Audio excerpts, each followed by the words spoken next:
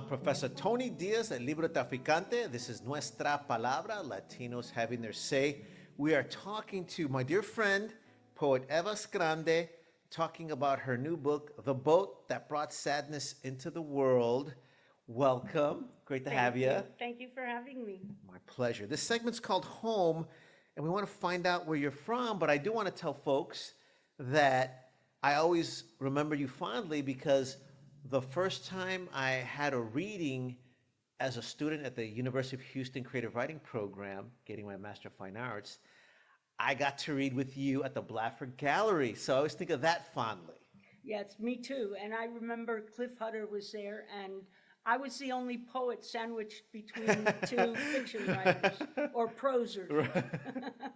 And here we are celebrating your collection of poetry. I do want to let folks know that this will be a great addition to your family library, public library, or underground library.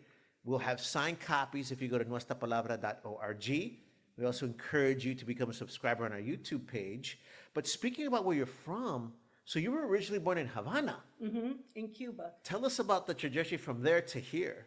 Okay, well, first let me tell you that my parents were also born in Cuba. Okay, and I was there until the age of 5. And then, you know, at first, everyone in Cuba was pro the revolution, right? But then Castro kind of went with Russia, and then people got really scared of communism because I guess it was around Stalin's time or something. So we were one of the last to leave. We left in August of '61. It's interesting, my father almost got taken off the plane because they said that he was a spy in Cuba. And then in Miami, they took him off the plane and said he was a communist. Wow. And we were actually on our way to Massachusetts. But my mother's cousins had already been there. My mother had a really good reputation. And so she had a job the minute we landed. So thank God we stayed in Miami. Wow. But what's also fascinating is that it's this international journey, but also you were speaking Spanish originally then. Yes, and my parents didn't want us to forget Spanish, so even though they spoke English, they wanted us to not forget the language of Spanish. So we would talk to them in a mixture, and they would always respond in Spanish. And then I taught myself, it's not hard, I taught myself to read and write Spanish. One day I was bored and we were in the car and I just said the alphabet and I asked my mother, how do you say this and how do you say that? And that's how I learned it. Well, we should point out too that you do have a gift for language because not only was English not your original language, but you wind up attending some of the best schools in the country. You're a really talented poet. Tell folks a little about your trajectory through education to achieve the poet's dream. Yeah, well, you know, it's really funny. I was living in Israel instead of 12th grade. I was living in Israel, and I was going to school there, and I would read my letters to my friends back in Miami to the friends in the dorm.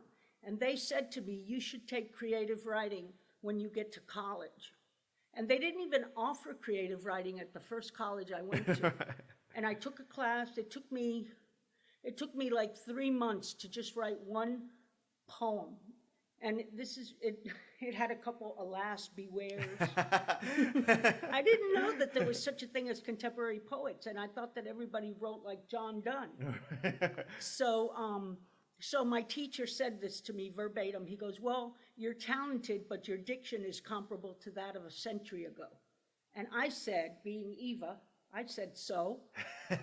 And he answered me the right way. He said, to be quite honest, no one's going to read your poetry.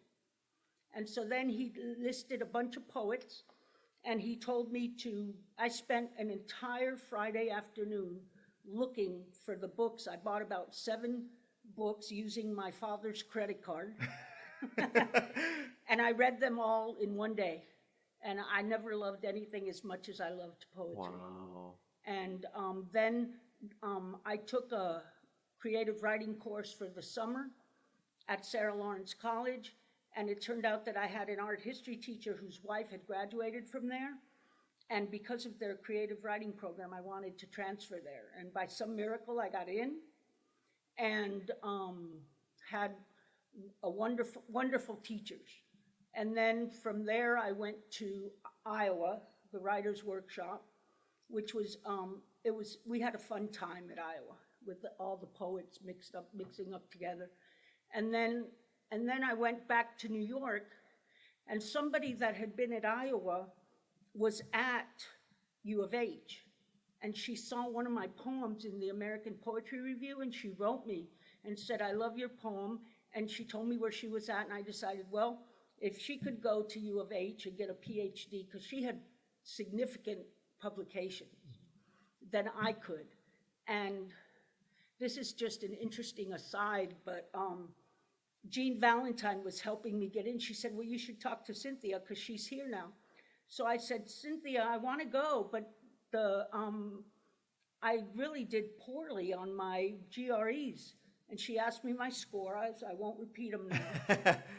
And she said, you don't sound as illiterate as your scores might indicate. And she said, send me your manuscript and we'll go from there. And then I got in, and I learned so much at U of H. I really did. I'm real grateful, met wonderful people. And you're referring to Cynthia McDonald? Yes, and when she got sick as she aged, I went out with her. I picked her up and I would take her out. You know, we went to see the Fiddler on the Roof. We went to see the Wedding Crashers or whatever together. So she did a lot, you know. She doesn't seem to be, it's when you look back and you realize that she was actually mentoring you all along, but she was kind of a tough person. So, but then I realized that, you know, she had done so much for me. She'd meet me privately. She let me into a class. I'm not supposed to say this after I'd finished my coursework. So it was a good place for me. That's fantastic. And the rest is history. And all that is infused in this new work. Congratulations. Thank you. And we encourage folks to get a signed copy of The Boat That Brought Sadness into the World by Eva Skrande. You can get a signed copy when you go to nuestrapalabra.org. And this should be a part of your family library, public library, or underground library. And of course, want to remind you that all proceeds benefit Latino writers, Latino publishers, and Nuestra Palabra, so we can continue giving back to the community. Thank you, Eva. Continued success. Thank you.